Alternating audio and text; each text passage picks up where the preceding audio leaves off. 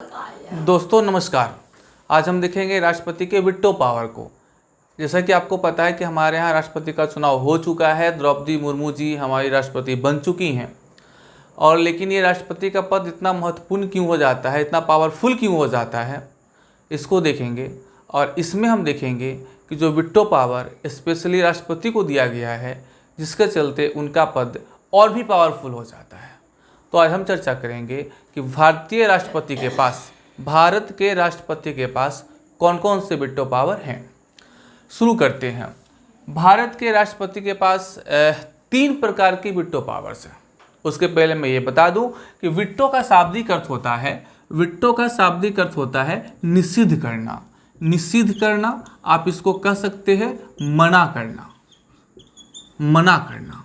यानी ये पावर कि वो किसी चीज़ को मना कर सकते हैं। क्या मना कर सकते हैं, हम देखेंगे इसको। तो वीटो का आपने शाब्दिक अर्थ समझा। वीटो पावर जो राष्ट्रपति के पास है, अगर हम अनुच्छेद की बात करें तो वो 111 में है। अनुच्छेद 111 के अंतर्गत राष्ट्रपति के पास वीटो पावर्स होते हैं। आप इसे याद रखेंगे, क्वेश्चंस यहाँ से भी आते हैं। अगर आप पीटी की बात करें तो अनुच्छेद 111 में भारत के राष्ट्रपति के पास वीटो पावर्स दिए गए हैं। अब देखेंगे कौन कौन से वीटो पावर्स होते हैं। तो 3 प्रकार की मुख्यतः वीटो पावर्स भारत के राष्ट्रपति के पास है। 3 प्रकार की। कौन कौन? पहला है आत्यंतिक वीटो। आत्यंतिक वीटो, इसको आप इंग्लिश में बोलते हैं अब्सोल्यूट वीटो। अब्सोल्यूट, इससे आप देखेंगे किसी किसी बुक में पूर्ण वीटो आपको मिलेगा लिखा हुआ, पूर्ण वीटो। तो ये दोनों सेम चीज़ है, आप वहाँ पर देख लेंगे, पूर्ण वीटो या आत्यंतिक वीटो, अब्सोल्यूट वीटो। दूसरे की बात करें निलंबनकारी वीटो, इसको हम कहेंगे सस्पेंसिव वीटो। क्या है देखेंगे वीडियो में आगे। और तीसरे की बात करें पॉकेट वीटो। पॉकेट वीटो ये भी क्या है हम आगे देखेंगे। और किन राष्ट्रपति ने इनका यूज़ करा है इसको भी देखेंगे, कब करा है इसको भी देखेंगे। तो आप इस वीडियो में बने रहें अंतिम तक। शुरू करते हैं शुरू से। और पहला आपका जो है अब्सोल्यूट वीटो, जिसे आपने पूर्ण वीटो कहा था, आत्यंतिक वीटो कहा था, ये क्या है। जैसा कि आपको पता है कि राष्ट्रपति के पास विधेयक साइन होने जाते हैं, यानी संसद जो दोनों सदनों से विधेयक को पास करती है वो अंत में राष्ट्रपति के पास जाता है, उनके हस्ताक्षर के लिए जाता है। अगर राष्ट्रपति उस पर हस्ताक्षर करेंगे तभी वो अधिनियम बन पाता है, अदरवाइज वो अधिनियम नहीं बन पाता। तो इसमें राष्ट्रपति के पास क्या शक्तियां हैं उसको देखेंगे। उसमें देखेंगे आत्यंतिक वीटो, इससे पूर्ण वीटो आपने कहा था, अब्सोल्यूट वीटो। इसमें क्या है कि अगर कोई विधेयक राष्ट्रपति के पास गया है तो 2 कंडीशन हो सकती है। कोई विधेयक राष्ट्रपति के पास गया, दोनों सदनों से पास होकर गया, तो क्या होगा, पहले केस में वो जो विधेयक होगा उसे कोई प्राइवेट मेंबर्स लाए होंगे, यानी आप बोल सकते हैं प्राइवेट बिल। ये विधेयक आपका प्राइवेट बिल हो सकता है, आप इसको कहें निजी विधेयक। ये क्या है, तो विधेयक भी आप देखेंगे 2 प्रकार के होते हैं इस तरह में, एक निजी होता है और एक सरकारी होता है। थोड़ा समझ लें आप इसको, ये क्या होता है। सरकारी विधेयक हम उसे कहेंगे जिसे कोई सरकार का मंत्री लेकर आया हो। सरकार में जो हैं सरकार के मंत्री अगर किसी बिल को लेकर आते हैं संसद में, उसे हम कहेंगे सरकारी विधेयक। और अगर कोई विधेयक सरकार के मंत्री के अलावा लाया गया हो, कोई और सदस्य लाए हो संसद के, तो उसे हम कहेंगे निजी विधेयक या प्राइवेट बिल। तो अगर प्राइवेट बिल होगा तो यहाँ पर क्या होगा कि राष्ट्रपति के पास ये अधिकार होगा, यानी इस वीटो के अंतर्गत उनके पास ये अधिकार होगा कि इस विधेयक को वो अस्वीकृत कर सकते हैं, यानी इसे स्वीकृत नहीं करेंगे, अपनी सहमति इसमें नहीं देंगे, और ये जो विधेयक है वो जाया हो जाएगा, खत्म हो जाएगा। और दूसरा क्या हो सकता है कि अगर मान लीजिए सरकारी विधेयक हो, ये कब यूज़ करते हैं, दूसरे केस में ये होता है कि मान लीजिए सरकारी विधेयक ही है और वो विधेयक राष्ट्रपति के पास आया है साइन होने के लिए, दोनों सदनों से पास होकर। तो क्या होगा कि अगर वो जो सरकार है, कैबिनेट, इसी बीच इस्तीफा दे दे, कैबिनेट इस्तीफा दे दे या सरकार गिर जाए, मतलब सरकार का कार्यकाल खत्म हो गया और एक सरकार ने बिल पास करा दोनों सदनों से और वो भेज दिया किसके पास, राष्ट्रपति के पास सिग्नेचर के लिए। और उनके सिग्नेचर के पहले, उनके सहमति के पहले ये सरकार गिर गई या कैबिनेट ने इस्तीफा दे दिया, तो वहाँ पर राष्ट्रपति क्या करेंगे, उस बिल पर साइन नहीं करेंगे, अस्वीकृत कर सकते हैं। यहाँ पर उन्होंने पूर्ण वीटो का यूज करा। ये भी हो सकता है कि अगला जो कैबिनेट बनेगा वो ये कह दे कि भैया आप राष्ट्रपति जी आप इसे ना पास नहीं करें, अस्वीकृत कर दें, तो भी कर देंगे, क्योंकि जिस कैबिनेट ने उनके पास इस बिल को भेजा था वो कैबिनेट अब है ही नहीं।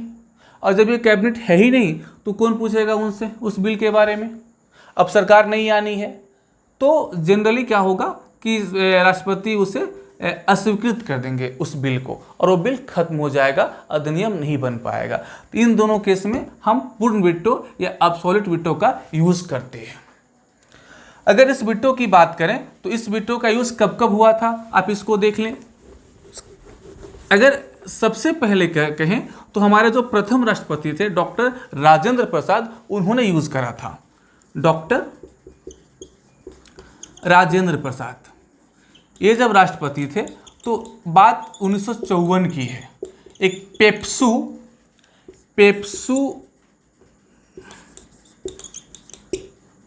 पेप्सू विनियोग विधेयक था, उस पर इन्होंने सहमति देने से मना कर दिया। एब्सोल्यूट वीटो का यूज पहली बार किसी राष्ट्रपति ने करा था, वह राजेंद्र प्रसाद थे और समय था 1954 का। दूसरी बार आर वेंकट रमन ने इसका यूज करा था, समय था 1991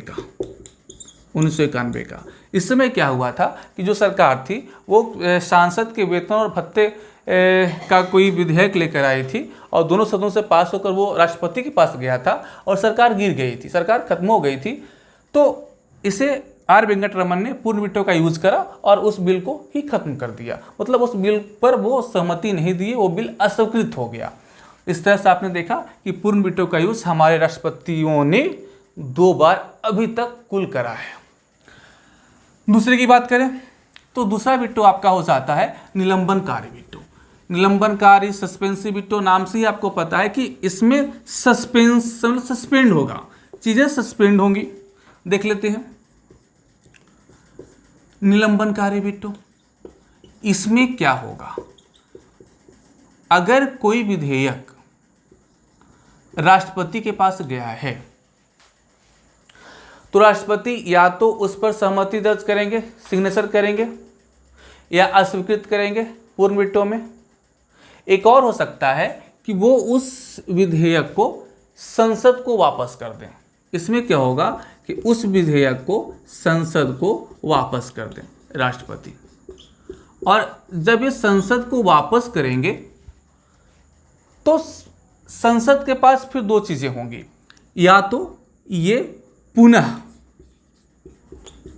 उस विधेयक को, आप यहां पर विधेयक वर्ड लिखते ज़्यादा बेहतर रहेगा, विधेयक संसद को वापस कर दे, पुनः उसे क्या करे, संसद क्या करेगी कि बिना सुधारे हुए, मतलब बिना सुधारे, जिस सुधार के लिए राष्ट्रपति भेजे थे वापस, तो बिना सुधार के, ये लगता है संसद को कि इसमें सुधार नहीं होना चाहिए, और वापस कर दे।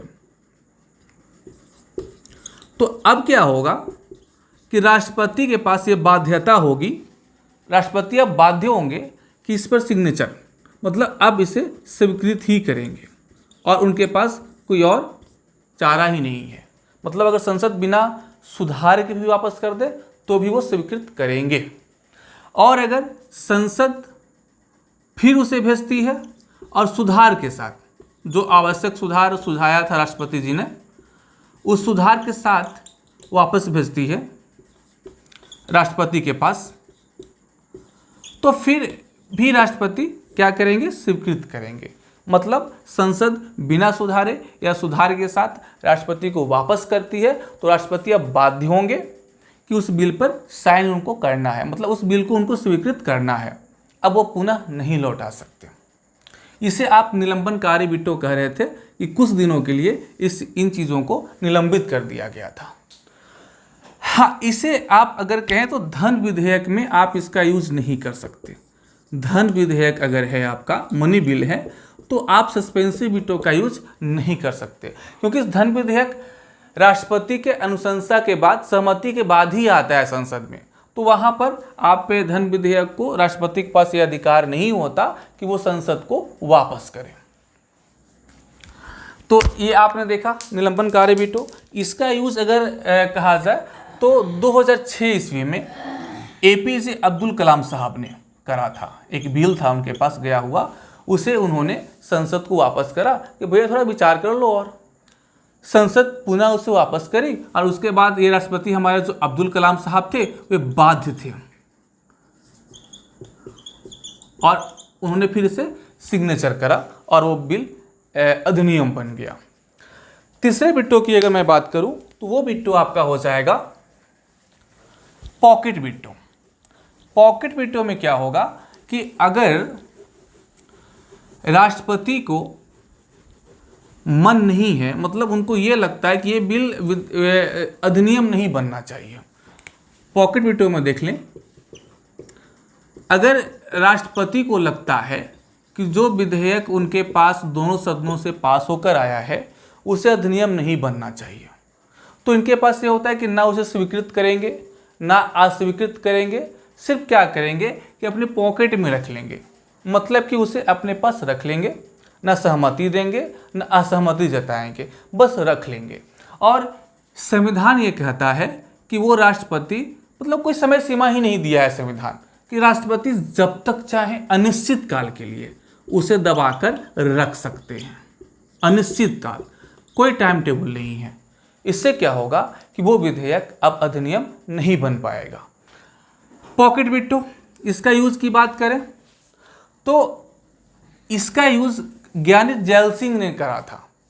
1986 की बात है, जब एक बिल आया था पोस्टल डाक सुधार अधिनियम करके कोई विधेयक था। उसमें यह था कि मतलब ये छूट दी गई थी कर्मियों को कि वो चिट्ठियों को खोलकर पढ़ सकें, और उसमें बहुत बवाल हुआ था, उस पर चीज़ें विवादों में घिरी थी। तो राष्ट्रपति को ऐसा लगा कि ये कहीं ना कहीं प्राइवेसी का उल्लंघन है, लोगों का जो निजी अधिकार है उसका उल्लंघन है। उन्होंने सिर्फ उस विधेयक को, बिल को अपने पास रख लिया, ना असहमति जताया ना सहमति दर्ज करी, और ये बिल फिर खत्म हो गया। तो पॉकेट बिट्टो का यूज ज्ञानी जैल सिंह ने करा था, 1986 में करा था। तो इस तरह से आपने देखा कि चारों बिट्टो मतलब 3 बिट्टों का हमारे राष्ट्रपतियों ने 4 बार यूज करा है। 2 बार आत्यंतिक बिट्टो को, 1 बार निलंबनकारी बिट्टो और 1 बार पॉकेट बिट्टो का। अगर आप यहाँ पर तुलना कर लें भारतीय राष्ट्रपति और अमेरिकी राष्ट्रपति की, तो अमेरिकी राष्ट्रपति के पास क्या होता है, उनके पास 10 दिन का ही समय है। मतलब 10 दिन के अंदर या तो उनको इस बिल को स्वीकृत करना है, या असहमति दर्ज कराना है, या फिर वापस करना है। 10 दिन। लेकिन पॉकेट बिट्टो में भारतीय राष्ट्रपति के पास ये अनिश्चित काल हो जाता है, यह कोई समय सीमा नहीं है। तो ऐसे में कहा जाता है कि भारतीय राष्ट्रपति का पॉकेट बड़ा है, अमेरिकी राष्ट्रपति का पॉकेट छोटा होता है। एक बात और याद रखेंगे कि संविधान संशोधन विधेयक की अगर बात हो, संविधान संशोधन विधेयक की अगर बात हो, तो इस पर कोई वीटो काम नहीं करते। मतलब इस पर वीटो पावर राष्ट्रपति, वीटो यूज करने का राष्ट्रपति के पास पावर संविधान ने नहीं दिया है। तो आप इसको याद रखेंगे कि संविधान संशोधन विधेयक में कोई वीटो काम नहीं आते, और धन विधेयक में निलंबनकारी वीटो काम नहीं करता, वहाँ पर वो खत्म हो जाता है, मतलब उसका यूज आप नहीं कर सकते। तो ये जो वीटो पावर है ये संसद को रोकता है कि कोई अगर विधेयक जल्दबाजी में बन गया हो, तर्कसंगत नहीं हो, संविधान से परे हो, तो उन चीज़ों को रोकने के लिए ये वीटो पावर राष्ट्रपति को संविधान के द्वारा दिया गया है, जो कि हमारे राष्ट्रपति को बहुत ही पावरफुल बनाता है। आप सारे वीडियोस को, राष्ट्रपति का ये तीसरा वीडियो है मेरा, आप उसे देख लें, आपको चीज़ें क्लियर हो जाएंगी। मिलते हैं अगले वीडियो के साथ।